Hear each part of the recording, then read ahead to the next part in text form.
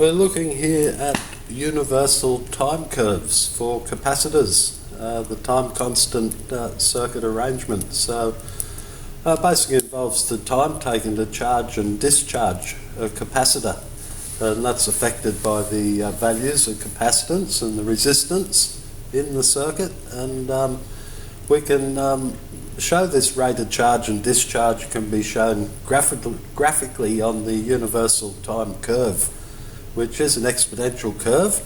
And curve A here, the charging curve, shows the voltage across the capacitor during the charge period. So the voltage gradually rising. The key point on the curve is that point just there. There's 63% of the applied voltage, which is equal to one time constant for the universal time curve. So the curve B is the discharge curve, shows the voltage across the capacitor during discharge, and a key point for that one is down here, the 37% of the applied voltage after one time constant. So it normally takes about 5 time constants to fully charge a capacitor, and similarly with the discharge.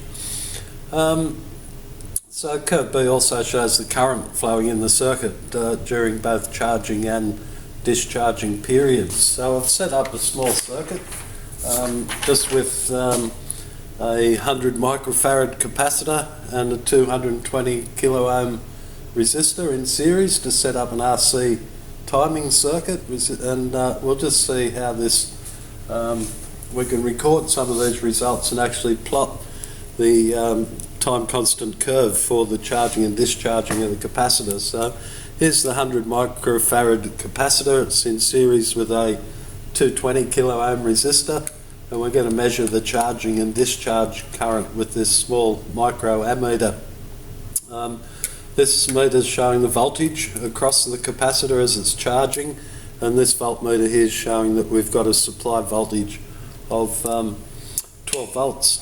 So so every sort of 10 seconds or so we record the charging current. I'm going to turn it on now, and you can watch the current, the charging current start and eventually drop down until the voltage increases to near or equal the supply voltage measured across the capacitor.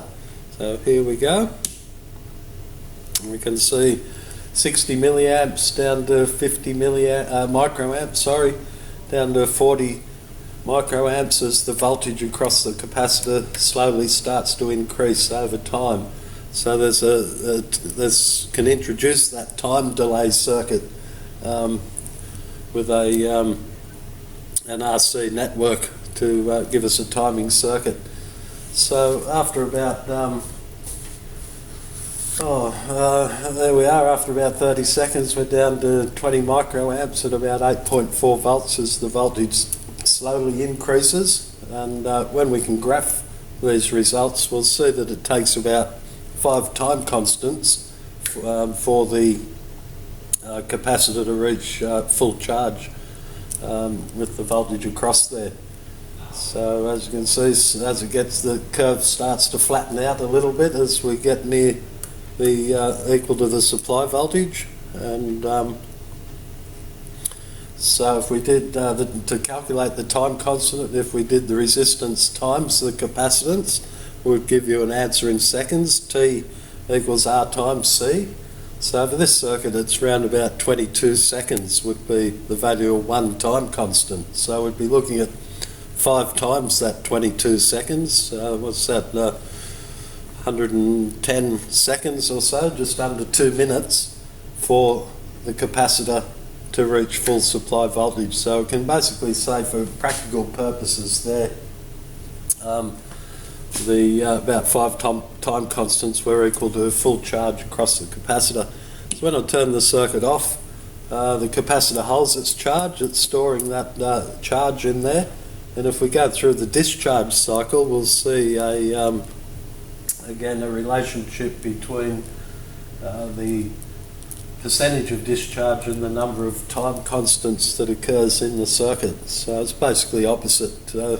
Switching on the discharge switch, again we see in the opposite polarity, 60 microamps down to 40 as the voltage slowly starts to drop. So it starts quickly after one time constant with 63% of the charging time or 37% of the discharging time. And as I say, you can gradually see this voltage decreasing, so too does the circuit current, until it got, after 5 time constants, basically down to almost 0 volts across the capacitor.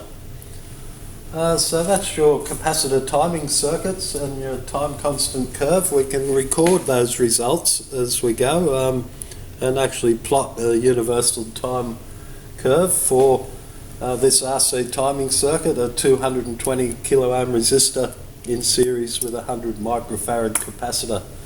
So if I just turn that off, we've still got 1.5 volts across the capacitor there. And remember, when you're starting any of these experiments, to short out the capacitor, and if we short out across there, you can see how the voltage on the voltmeter drops to 0, so we know there's no charge left in the capacitor, so that's always a good place to start.